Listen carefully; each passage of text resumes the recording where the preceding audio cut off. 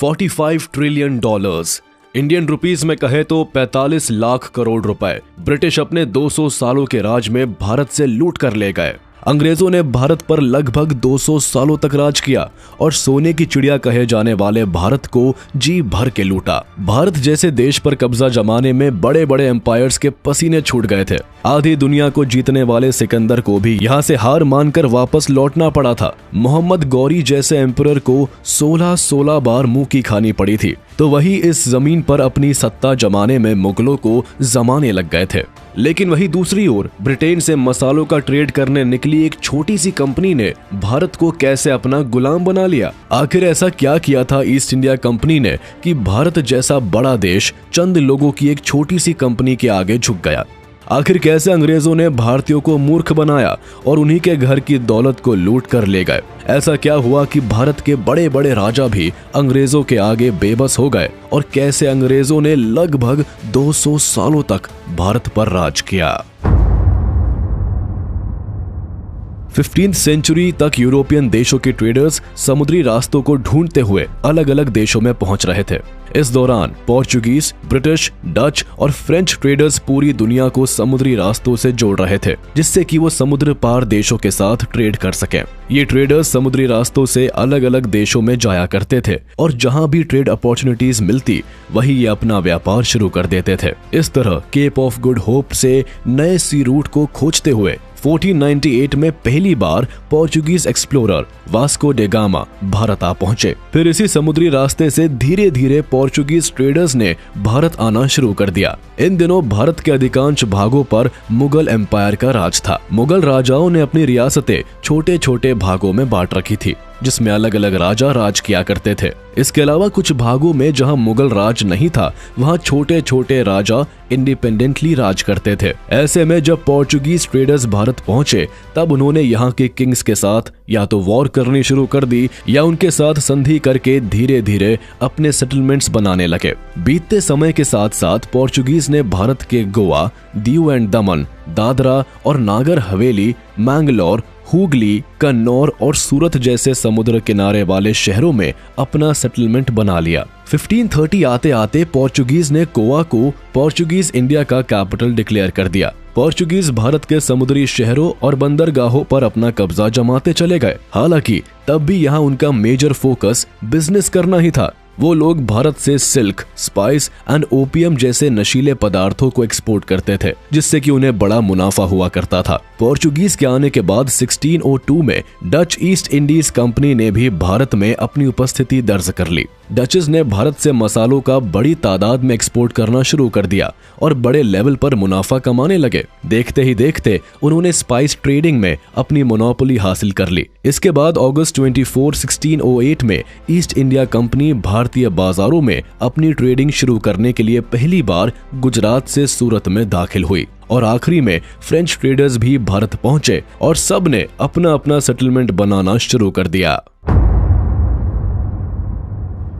16वीं century की शुरुआत में पूरे यूरोप के अंदर ज्यादातर मसालों का ट्रेड डच मर्चेंट के हाथों में पहुंच गया था और वो दिन पर दिन मनमांगे ढंग से मसालों की कीमतें बढ़ाते चले जा रहे थे। यही से शुरुआत हुई ईस्ट इंडिया कंपनी की, जिसे लंदन में 25 ट्रेडर्स ने मिलकर दिसंबर 31, 1600 को बनाया। शुरुआत में इस जॉइंट स्टॉक कंपनी का नाम governor and company of merchants of London रखा गया। इस कंपनी को इंग्लैंड के रॉयल चार्टर के तहत फॉर्म किया गया था, जिससे ये company east Indian spice market में अपनी ट्रेडिंग शुरू कर सके।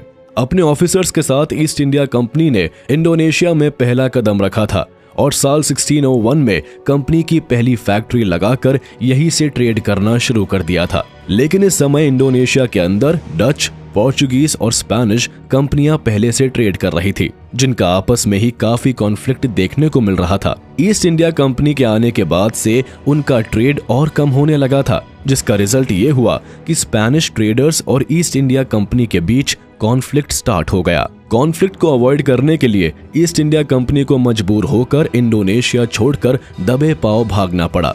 अब ईस्ट इंडिया कंपनी के पास दो ही ऑप्शंस थे, या तो वो कंपनी को बंद कर दे या व्यापार के लिए कोई अलग जगह तलाश करे। इसलिए इंडोनेशिया में व्यापार ठप होने के बाद ईस्ट इंडिया कंपनी ने अपना रुख भारत की तरफ मोड़ दिया। 24 अगस्त 1608 को ईस्ट इंडिया कंपनी के ऑफिसर से भरा हुआ एक हेक्टर शिप गुजरात के सूरत में उतरता है और उस समय इस कंपनी को कैप्टन विलियम हॉकिंस लीड कर रहे थे। ये वही समय था जब इंडिया के ज्यादातर हिस्सों पर मुगल एम्पायर का कब्जा था। देश के अंदर कोई विदेशी बिना परमिशन के ट्रेड नहीं कर सकता था। उस समय मुगल एम्परर जहांगीर ने आगरा को अपना कैपिटल बना रखा था। उनकी गवर्नेंस के सारे काम आगरा से ही होते थे, जिस कारण ईस्ट इंडिया कंपनी को अगर देश में ट्रेड करना था तो जहांगीर की परमिशन जरूरी थी।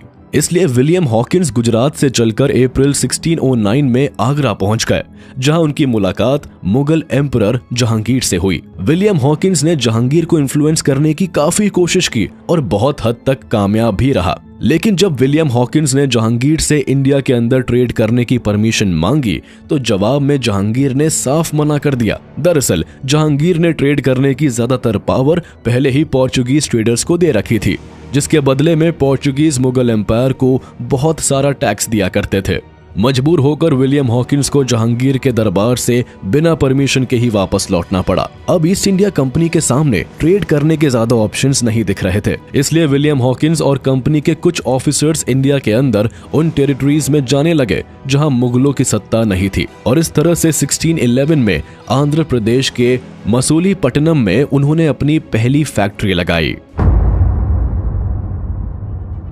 1612 में ट्रेडिंग की पॉसिबिलिटी तलाश करते करते ईस्ट इंडिया कंपनी के ट्रेडर्स सूरत के आसपास घूमते रहे। घूमते घूमते ये ट्रेडर्स सूरत से 12 किलोमीटर दूर स्वाली नाम के गांव में पहुंच गए, जहां पहले से ही पोर्चुगीज ट्रेडर्स मौजूद थे।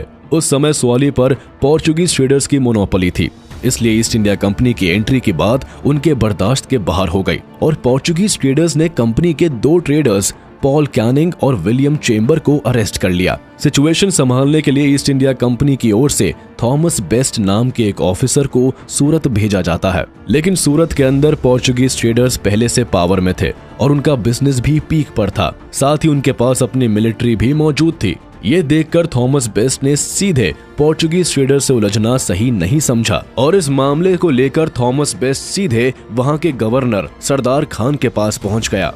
Captain Thomas best Sardar Khan को किसी भी तरह से इन्फ्लुएंस करना चाहता था, क्योंकि ईस्ट इंडिया कंपनी के चार्टर को किंग जेम्स I ने 1609 में इस आधार पर आगे बढ़ाया था कि अगर 3 साल के अंदर कंपनी कोई प्रॉफिटेबल वेंचर्स नहीं कर पाई तो इसे कैंसिल कर दिया जाएगा, और अगर इस बार सरदार खान कंपनी को ट्रेड करने के लिए मना कर देते हैं तो कंपनी वापस ब्रिटेन लौट जाएगी। इसलिए उसने ईस्ट इंडिया कंपनी के 2 रिप्रेजेंटेटिव्स को सरदार खान के महल में भेजा, जहां वो सरदार खान को मनाने में कामयाब रहे। सरदार खान और ईस्ट इंडिया कंपनी के बीच एक ट्रीटी साइन हुई, जिसके तहत सूरत और आसपास के एरिया में ईस्ट इंडिया कंपनी को व्यापार करने की अनुमति मिल गई।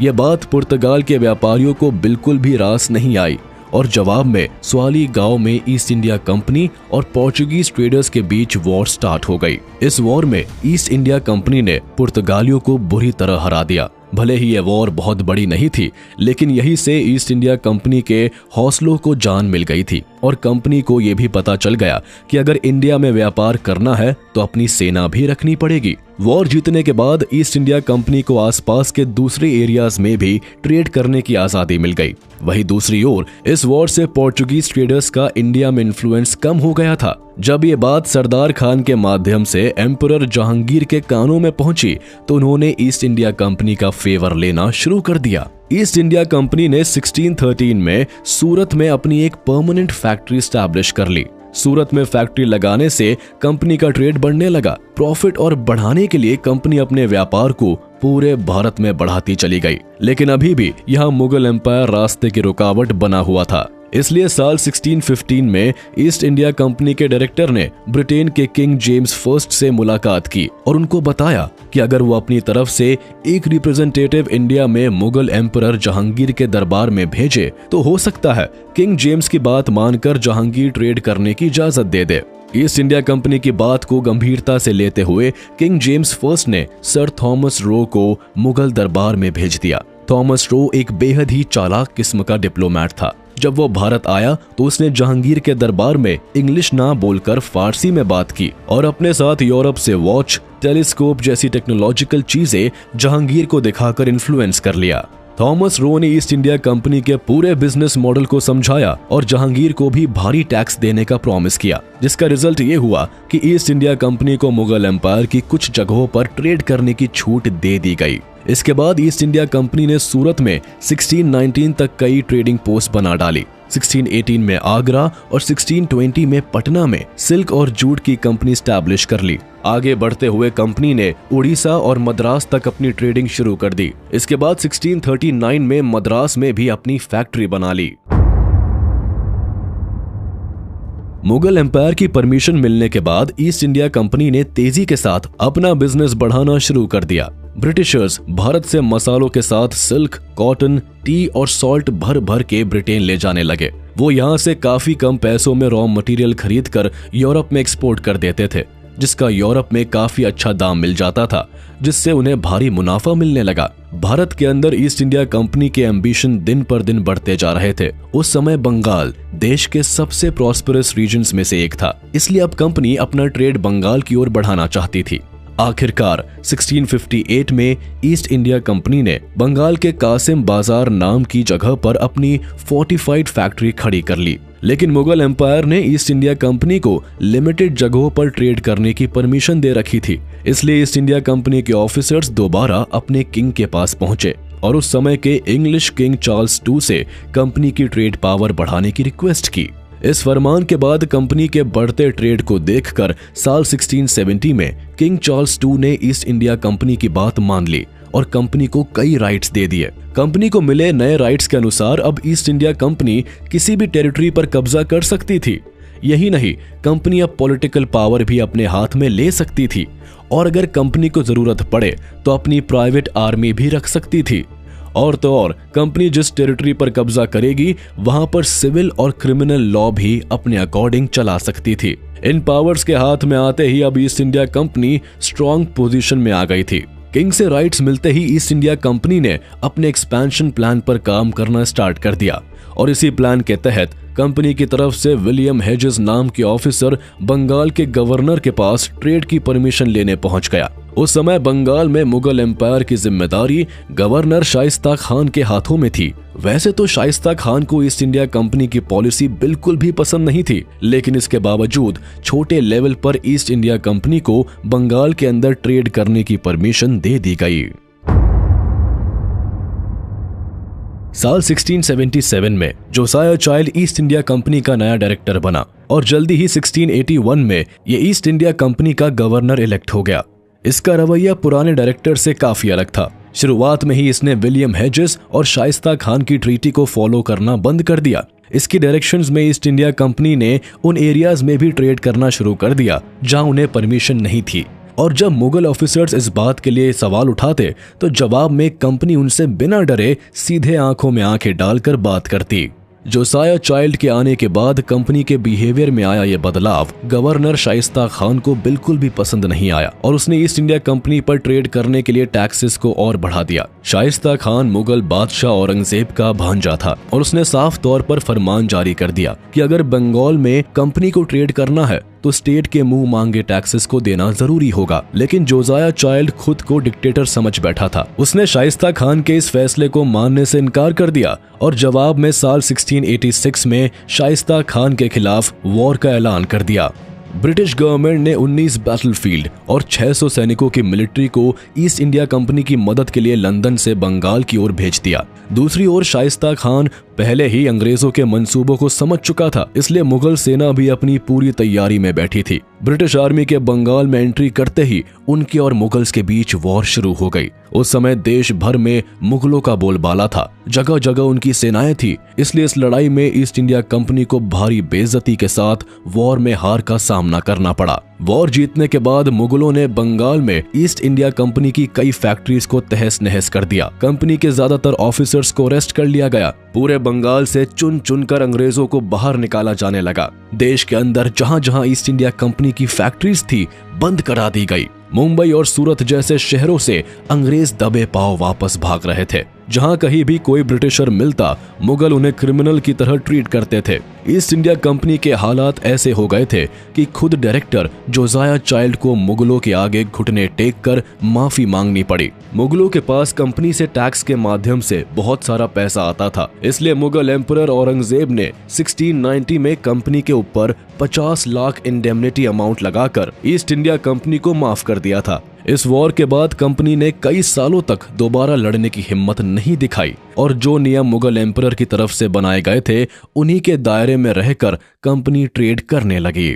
साल 1707 में मुगल एम्परर औरंगजेब की मौत हो गई, जिसके बाद पूरा मुगल एम्पायर कई कबीलों में बंट गया। अलग थलग पड़े मुगलों की इस कमजोरी का जाट और मराठा जैसी पावर्स ने फायदा उठाना शुरू कर दिया। जगह जगह मराठाओं ने मुगलों की टेरिटरीज पर अटैक करना शुरू कर दिया और कई टेरिटरीज में मुगलों को हराकर उन टेरिटरीज पर कब्जा कर लिया। वहीं दूसरी तरफ ईस्ट इंडिया कंपनी भी अपनी पावर बढ़ाती जा रही थी। कंपनी नई नई फैक्ट्रीज लगा रही थी और अपनी आर्मी बढ़ाती जा रही थी। मुगलों को कमजोर होता देखकर ईस्ट इंडिया कंपनी के अलावा इंडिया के अंदर डच, स्पेनिश और फ्रेंच ट्रेडर्स भी अपना दबदबा बढ़ाने की कोशिश करने में लगे थे।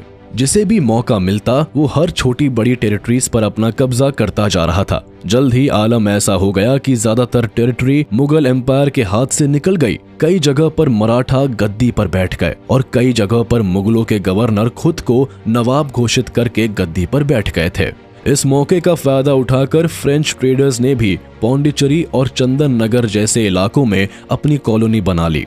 ये वो समय था जब फ्रांस और ब्रिटेन एक दूसरे को देखना नहीं चाहते थे। यूरोप और नॉर्थ अमेरिका के कई इलाकों पर ट्रेडिंग के लिए फ्रांस और ब्रिटेन के बीच वॉर्स हो रही थी। 1740 में फ्रांस के लीडर जोसेफ फ्रांकोइस ने इंडिया के अंदर ईस्ट इंडिया कंपनी के ट्रेडिंग एरियाज को ऑक्यूपाइड करना शुरू कर दिया, जिसका रिजल्ट ये हुआ कि फ्रांस और ब्रिटेन के बीच वॉर शुरू हो गई। 1746 से लेकर 1763 तक दोनों देशों में इंडिया के अंदर अपने इन्फ्लुएंस को बढ़ाने के लिए एक लंबी लड़ाई चली, लेकिन आखिर में ईस्ट इंडिया कंपनी की पावर के आगे फ्रांस को झुकना पड़ा। सालों चले इस वॉर को कर्नाटिक वॉर के नाम से जाना जाता है।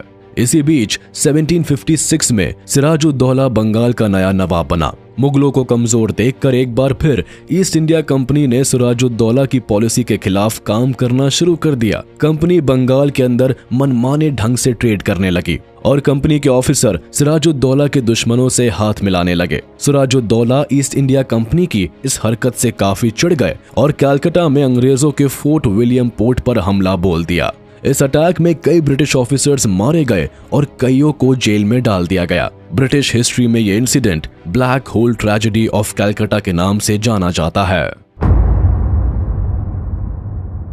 इस इंसिडेंट के बाद अंग्रेजों ने ठान लिया था कि वो किसी भी तरह सिराजुद्दौला को गद्दी से हटा देंगे और इसके लिए सबसे पहले ईस्ट इंडिया कंपनी के ऑफिसर्स ने सिराजुद्दौला के आर्मी कमांडर मीर जाफर को इन्फ्लुएंस करके अपने साथ मिला लिया। मीर जाफर पहले से ही नवाब बनना चाहता था। अंग्रेजों के हाथ मिलाने के बाद उसका ये ख्वाब आसमान चढ़ गया। दूसरी तरफ अंग्रेजों ने उस समय बंगाल के सबसे अमीर आदमी जगत सेठ को भी अपनी तरफ कर लिया। जगत सेठ सिराजुद्दौला की पॉलिसी से खुश नहीं था और उन्हें लोग सिराजुद्दौला के कॉम्पिटिटर के रूप में भी देखते थे। इनका साथ पाते ही अंग्रेजों ने रॉबर्ट क्लाइव की कमांड में सिराजुद्दौला के खिलाफ वॉर डिक्लेयर कर दी। अंग्रेजों को वॉर डिक्लेयर करते ही फ्रेंच अलाइज की सेना भी सिराजुद्दौला के साथ मैदान में आ गई और 23 जून 1757 को वॉर शुरू हो गई। इस बार ईस्ट इंडिया कंपनी की ताकत के आगे सिराजुद्दौला और फ्रांस की सेना को हार का सामना करना पड़ा। वॉर जीतने के बाद अंग्रेजों ने बंगाल के अंदर मीर जाफर को अपना पपेट नवाब बना दिया। इसके साथ ही ब्रिटिशर्स ने फ्रांस की सारी टेरिटरीज भी छीन ली थी। इस वॉर के बाद ब्रिटिश पावर का राइज शुरू हो गया। ईस्ट इंडिया कंपनी ने इस वॉर की भरपाई के लिए बंगाल पर 3 करोड़ रुपए का जुर्माना लगाया। करोड़ों रुपए टैक्स में जाने के बाद बंगाल के अंदर गरीबी अपनी पीक पर आ गई और मीर जाफर के लिए बंगाल संभालना बहुत मुश्किल हो गया था। इसलिए ज्यादा दिन तक मीर जाफर अंग्रेजों का वफादार नहीं रह सका और वो बंगाल में ईस्ट इंडिया कंपनी के इन्फ्लुएंस को खत्म करने का प्लान बनाने लगा। इसके लिए उसने सबसे पहले डच के साथ हाथ मिलाया, लेकिन जब इस बात की खबर ईस्ट इंडिया कंपनी को हुई तो जवाब में कंपनी ने मीर जाफर को गद्दी से हटा दिया। वहीं दूसरी तरफ मराठा मुगल एम्पायर को कैप्चर करते चले जा रहे थे। मराठा अपनी पावर इतनी तेजी के साथ बढ़ा रहे थे कि 1759 तक अंग्रेज भी इनसे पीछे हो गए थे। नॉर्थ में पंजाब, हरियाणा से लेकर साउथ में तमिलनाडु तक मराठाओं का ही शासन हो गया था। बंगाल में अंग्रेजों ने मीर जाफर के बाद मीर कासिम को नया नवाब बनाया, लेकिन ये भी ईस्ट इंडिया कंपनी से 2 साल में ही ऊब गया। इसे भी लगने लगा था कि ब्रिटिशर्स अपनी पावर का गलत फायदा उठा रहे हैं, जिसकी वजह से मीर कासिम ने 1763 में ब्रिटिश पावर के खिलाफ जंग का ऐलान कर दिया। लेकिन इस वॉर में ब्रिटिश पावर के आगे मीर कासिम को झुकना पड़ा और अपनी गद्दी छोड़कर भागना पड़ा। बंगाल से बाहर आते ही मीर कासिम समझ चुका था कि अंग्रेजों से लड़ाई जीतना किसी भी अकेले राजा के वश से बाहर की बात है। इसलिए उसने 1764 में अवध के नवाब शुजा-उद-दौला और शाह आलम II के साथ मिलकर ब्रिटिश आर्मी पर अटैक कर दिया। तीन नवाबों के मिलने के बाद भी ये भारतीय राजा ईस्ट इंडिया कंपनी के आगे फीके पड़ गए और कंपनी ने तीनों को हरा दिया। इस वॉर को बैटल ऑफ बक्सर के नाम से जाना जाता है। ये वॉर हारने के बाद 1765 में शुजा-उद-दौला और शाह आलम को इलाहाबाद में अंग्रेजों के साथ एक ट्रीटी साइन करनी पड़ी, जिसे नाम दिया गया ट्रीटी ऑफ इलाहाबाद। इस ट्रीटी के तहत बंगाल की पूरी पावर ब्रिटिश गवर्नमेंट के हाथों में आ गई। जो टैक्स पहले नवाब कलेक्ट करते थे, अब ईस्ट इंडिया कंपनी करने लगी। बदले में शुजा-उद-दौला को अवध और शाह आलम को इलाहाबाद वापस दे दिया गया। अब बंगाल के टैक्स का सारा revenue east India company collect करने लगी। नवाब की जगह खुद रॉबर्ट क्लाइव बंगाल के गवर्नर बन गए। इसके बाद अब भारत में ब्रिटिश क्राउन की पकड़ बढ़ने लगी। अब ईस्ट इंडिया कंपनी के पास पॉलिटिकल पावर थी, साथ ही वो बड़ी मात्रा में भारत से रेवेन्यू जनरेट करने लगे थे और हमारे देश से भर भर के पैसा ब्रिटेन में जाने लगा। 1772 में मराठाओं के पेशवा माधवराव की डेथ हो गई, जिसके बाद मराठाओं के अंदर भी आपस में फूट पड़ने लगी। मराठाओं की ओर से जब नारायण राव को नया पेशवा बनाया गया तो रघुनाथ राव इस फैसले के खिलाफ हो गए, क्योंकि वो खुद पेशवा बनना चाहते थे। इसलिए रघुनाथ राव ने नारायण राव का असैसिनेशन करवा दिया और खुद मराठाओं के नए पेशवा बन गए। लेकिन मराठा कम्युनिटी को रघुनाथ राव का शासन रास नहीं आया। इसलिए नाना फडणवीस और 23 मराठा चीफ्स ने एक साथ मिलकर 1774 में नारायण राव के छोटे बच्चे माधवराव II को मराठाओं का नया पेशवा बना दिया और रघुनाथ राव को एग्जाइल पर भेज दिया। मराठास के इस फैसले से नाराज होकर रघुनाथ राव अंग्रेजों से मदद मांगने पहुंच गया। मदद के नाम पर अंग्रेजों ने रघुनाथ राव से एक ट्रीटी साइन कराई, जिसके तहत सालसेट और बैसीन जैसे आइलैंड ब्रिटिशर्स को दे देने का ऐलान कर दिया। इस ट्रीटी से मराठा नाराज हो गए और महाजीत सिंधिया की लीडरशिप में मराठा और अंग्रेजों के बीच वॉर शुरू हो गया। इस वॉर में मराठाओं ने अपनी ताकत से अंग्रेजों को झुकने पर मजबूर कर दिया। इस वॉर में हारने के बाद ईस्ट इंडिया कंपनी को सैलसीट और बेसिन आइलैंड छोड़ने पड़े और वॉर का जुर्माना भी देना पड़ा। इस वॉर के बाद मराठा समझ गए थे कि अंग्रेज धीरे धीरे पूरे भारत पर कब्जा करना चाहते हैं। इसलिए नाना फडणवीस ने आसपास के राजाओं के साथ मिलकर अंग्रेजों के खिलाफ प्लान बनाना शुरू कर दिया। हैदराबाद के निजाम अली खान, मैसूर के राजा हैदर अली, आरकोट के नवाब अली खान, इन सब ने एक साथ मिलकर अंग्रेजों के खिलाफ वॉर का बिगुल फूंक दिया। जगह जगह अंग्रेजों के खिलाफ वॉर शुरू हो गई। कहीं ईस्ट इंडिया कंपनी ने कब्जा किया तो कहीं मराठा और भारतीय राजाओं ने कंपनी की टेरिटरीज पर कब्जा कर लिया। फाइनली अंग्रेज और भारतीय राजाओं के बीच 1782 में वॉर को बंद कर दिया गया और सलबाई नाम से एक ट्रीटी साइन हुई, जिसके तहत अगले 20 सालों तक मराठाओं और अंग्रेजों के बीच कोई वॉर नहीं हुई। इस बीच अंग्रेज अपनी ताकत बढ़ाते रहे। साल 1800 में नाना फडणवीस की मौत हो गई और मराठा एम्पायर के अंदर एक बार फिर फूट पड़ने लगी। मराठा एम्पायर सिंधिया, गायकवाड़, होलकर और भोसले जैसे अलग अलग पेशवाओं में बंट चुका था और इनके बीच आपस में ही लड़ाइयां होने लगी थी। अलग अलग टेरिटरीज में कई मराठाओं ने खुद को पेशवा डिक्लेयर कर दिया था और इसी तरह रघुनाथ राव का बेटा बाजीराव II भी पुणे का पेशवा बन गया था। लेकिन जल्द ही होलकर ने विनकराव को पुणे में पेशवा की गद्दी पर बिठा दिया, जिसके बाद अपने पिता की तरह ही बाजीराव II भी अंग्रेजों से मदद मांगने पहुंच गया और साल 1802 में बसीन की ट्रीटी साइन कर ली, जिसमें अंग्रेजों ने पुणे को अपनी मिलिट्री दे दी, लेकिन उसका खर्च राजा को ही देना था। साथ ही अंग्रेजों ने रघुनाथ राव की मदद करने का भी आश्वासन दिया। ये बात मराठाओं को खल गई और सभी ने मिलकर एक बार फिर अंग्रेजों के खिलाफ जंग का ऐलान कर दिया। लेकिन इस वॉर को मराठा जीत नहीं पाए। अंग्रेजों ने इस वॉर को एक तरफा जीत लिया और रघुनाथ राव को पुणे का पेशवा बना दिया गया। इसे सेकेंड एंग्लो मराठा वॉर के नाम से जाना जाता है। इस वॉर के बाद मराठाओं की स्थिति काफी कमजोर हो चुकी थी और वो आपस में ही एक दूसरे के खिलाफ लड़ने लगे थे। मराठाओं के अंदर गायकवाड़ और पेशवा के बीच जगह जगह कॉन्फ्लिक्ट हो रहे थे। जब गायकवाड़ कमजोर पड़े तो उन्होंने अंग्रेजों से हाथ मिला लिया। इसी समय पेशवाओं की तरफ से एक गायकवाड़ मिनिस्टर गंगाधर का मर्डर कर दिया गया। इस मर्डर के बाद अंग्रेजों को मराठाओं से वॉर का बहाना मिल गया। गायकवाड़ की मदद का नाम लेकर अंग्रेजों ने कमजोर हो चुके मराठाओं पर वॉर का ऐलान कर दिया। इसे थर्ड एंग्लो मराठा वॉर का नाम दिया गया। लॉर्ड मार्क्विस हेस्टिंग्स की लीडरशिप में लड़ी गई इस वॉर में अंग्रेज एक बार फिर जीत गए और इसी के साथ अंग्रेजों ने पेशवा का पद पूरी तरह से खत्म कर दिया। मराठाओं का शासन खत्म होते ही ईस्ट इंडिया कंपनी भारत की सबसे ताकतवर पावर बन गई। अब अंग्रेजों ने देश के अंदर नए नए नियम लाना शुरू कर दिए। 1848 में पहली बार द डॉक्ट्रिन ऑफ लैप्स को इंट्रोड्यूस किया गया, जिसके अनुसार जिस भारतीय राजा का कोई बेटा यानी कि मेल हेयर नहीं है, वो राज्य पूरी तरह से ब्रिटिशर्स के अंडर में पहुंच जाने की बात कही गई। और इस नियम की मदद से सतारा, नागपुर, उदयपुर और झांसी जैसी टेरिटरीज को अंग्रेज कब्जाने की कोशिश कर रहे थे।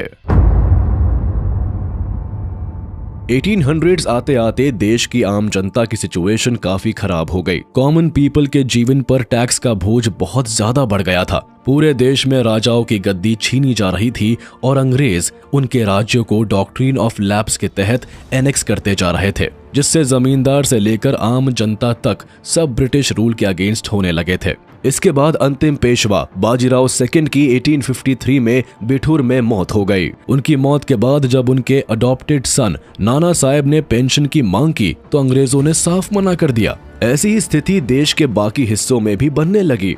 1857 के शुरुआती महीनों में भारत में एक स्ट्रेंज घटना होने लगी, जहां तहां लोगों के घर रोटियां और कंबल बांटे जाने लगे। इन रोटियों पर ना तो कोई सिंबल होता था, ना ही कोई स्लोगन। जिस रियासत में भी ये रोटियां मिलती वहीं के लोग उत्साहित हो जाते। दूसरी तरफ अंग्रेज इस माजरे को समझ नहीं पा रहे थे। रोटियां कहां बन रही है, कैसे ट्रांसपोर्ट की जा रही है, कौन ये साजिश कर रहा है और इन सब का क्या मतलब है। ये सारी बातें अंग्रेजों के समझ में नहीं आ रही थी, लेकिन उनके ऊपर एक साइकोलॉजिकल प्रेशर बिल्डअप हो रहा था। इस कॉन्स्पिरेसी थ्योरी की वजह से ब्रिटिशर्स काफी टेंशन में आ गए थे। इस थ्योरी की चर्चा करते हुए एक ब्रिटिश ऑफिशियल J.W. शेरर ने अपनी किताब daily life during the Indian mutiny में लिखा था कि इस तरह से चपाती बांटने की वजह से कॉलोनियल ऑफिशियल्स के दिल में काफी भय फैल गया था। इसके ठीक बाद भारतीय सैनिक छावनियों में एक खबर फैल गई कि राइफल कार्ट्रिजेस को बनाने के लिए गाय और सुअर का इस्तेमाल किया गया है। इस खबर के फैलते ही हिंदू और मुस्लिम सैनिक तुरंत ही आग बबूला हो गए और उन्होंने अंग्रेजों के खिलाफ बगावत करने का प्लान बना लिया। मंगल पांडे, जो कि एक ब्राह्मण थे और ब्रिटिश आर्मी में थे, वो बंगाल नेटिव इन्फेंट्री में थे और यही बंगाल सिपाही छावनी में अपने कुछ साथियों के साथ मिलकर अंग्रेजों के खिलाफ बगावत कर देते हैं। उन्होंने 2 पुलिस ऑफिसर्स ह्यूगसन और बॉक को गोली मार दी। इसके बाद उन्हें पकड़कर अंग्रेजों ने फांसी पर चढ़ा दिया। मंगल पांडे भले ही देश के लिए अपनी जान की कुर्बानी दे गए, लेकिन कार्ट्रिजेस वाली खबर देश में आग की तरह फैल गई। अब देश में रिवोल्ट का पूरा माहौल बन चुका था। अब बस इंतजार था तो जमींदारों और राजाओं का, जो इस रिवोल्ट को कमांड कर सके। अंग्रेजों की बढ़ती मनमानी से झांसी की रानी लक्ष्मीबाई, बिठूर के पेशवा नाना साहेब और तात्या टोपे, बेगम हजरत महल, कुंवर सिंह जैसे लोग अंग्रेजों के खिलाफ मैदान में आ गए थे। सबने मिलकर अंग्रेजों के खिलाफ रिवोल्ट करने का प्लान बना लिया। बहादुर शाह जाफर, जो कि मुगल सम्राट थे, उनकी कमांड में इस रिवोल्ट के लिए 30 मई 1857 का दिन निश्चित किया गया। लेकिन दूसरी तरफ मेरठ के सैनिक इतना इंतजार नहीं कर सके और उन्होंने 20 दिन पहले ही 10 मई 1857 को अंग्रेजों पर धावा बोल दिया। जिधर भी अंग्रेज दिखते उन्हें मारा जाने लगा। लेकिन भारतीयों के पास लिमिटेड वेपन्स और रिसोर्सेस थे और अंग्रेजों ने इसका फायदा उठाना शुरू किया। अंग्रेजों ने इस लड़ाई को लंबा करना स्टार्ट कर दिया, जिसके चलते इस रिवोल्ट को दबा दिया। रानी लक्ष्मीबाई और तात्या टोपे को मार दिया गया और बहादुर शाह जाफर और बेगम हजरत महल को एग्जाइल दे दिया गया और इस तरह अंग्रेजों ने 1858 में किसी तरह इस रिवोल्ट को दबा दिया। देश में हुए इतने बड़े विद्रोह को अंग्रेजों ने भले ही सिपॉय म्यूटिनी का नाम दे दिया हो, लेकिन भारतीयों के लिए ये एक वॉर था जिसे फर्स्ट वॉर ऑफ इंडिपेंडेंस का नाम दिया गया। इस इंसिडेंट के बाद ब्रिटिश क्राउन को ये बात समझ में आ गई थी कि भारत को अब ईस्ट इंडिया कंपनी नहीं संभाल सकती, जिसके बाद उन्होंने 1858 में गवर्नमेंट ऑफ इंडिया एक्ट पारित कर दिया, जिससे कि अब ब्रिटिश क्राउन सीधे भारत पर अपना राज कर सके। गवर्नमेंट ऑफ इंडिया एक्ट पास होने के बाद ईस्ट इंडिया कंपनी की सारी टेरिटरीज, एसेट्स, आर्मी फोर्सेस और वेल्थ ब्रिटिश गवर्नमेंट के अंडर आ गई। यहाँ के एडमिनिस्ट्रेशन और देखरेख की सारी शक्तियां क्वीन विक्टोरिया के हाथ में पहुंच गई। लेकिन भारत के अंदर अपने खिलाफ हुए इतने बड़े रिवॉल्ट से ब्रिटिश गवर्नमेंट अलर्ट हो गई थी। देश के अंदर टैक्स को कलेक्ट करने की अथॉरिटी सीधे ब्रिटिश गवर्नमेंट को मिल गई। भारत ब्रिटिश इंडिया के नाम से जाने जाने लगा। सभी इंडियंस को रिलीजियस फ्रीडम दी गई और देश के अंदर ब्रिटिश क्राउन के रिप्रेजेंटेटिव के रूप में लॉर्ड कैनिंग को वाइसरॉय बनाया गया। 1861 में ब्रिटिश गवर्नमेंट द्वारा इंडियन काउंसिल एक्ट लाया गया, जिसके तहत कुछ इंडियंस को भी लॉ मेकिंग प्रोसेस में इंक्लूड किया गया, लेकिन इन्हें किसी भी तरह का हस्तक्षेप करने की आजादी नहीं दी गई। वाइसरॉय को इन सब से ऊपर रखा गया और उसे कोई भी नया नियम बनाने के लिए फ्रीडम दे दी गई। किसान अगर जमीन पर फसलें उगाते थे तो उन्हें टैक्स देना पड़ता था और इन टैक्स को कलेक्ट करने की अथॉरिटी जमींदार को दी गई। किसान अपनी ही जमीन पर किराएदार बन चुके थे। इस तरह पहली बार पूरा भारत और इसके रजवाड़े को ब्रिटिश गवर्नमेंट ने छीनकर सीधा अपने अंडर में ले लिया और कुछ रजवाड़े और जमींदार क्राउन के साथ खुद ही मिल गए और अपनी रियासत की पकड़ अंग्रेजों के हाथ में दे दी। इस तरह पूरे भारत पर ब्रिटिश राज की शुरुआत हो गई।